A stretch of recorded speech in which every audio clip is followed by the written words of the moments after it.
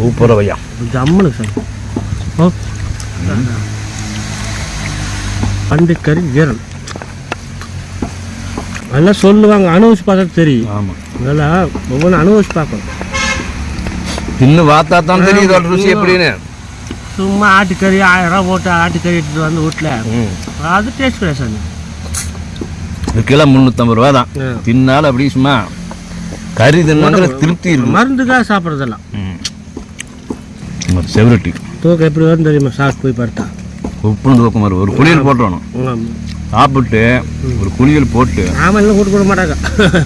அது வேறு விஷயம். நல்லதாக வீட்டுக்கு சேர்த்த மாட்டாங்களே. அதான் அதே நம்ம சிஸ்டம் அப்படி நம்ம கண்டாராளி வசதி அப்படி பழக்கி வச்சுக்கிறாங்க. அதை திங்காத, மாட்டுக்கறி திங்காத, பன்னிக்கறி திங்காத வந்து விட்டுருவாங்க. அதே பன்னிக்கறி தின்னா அவன் அந்த இனத்தை சேர்ந்தவன், அந்த கம்யூனிட்டி சேர்ந்தவன்.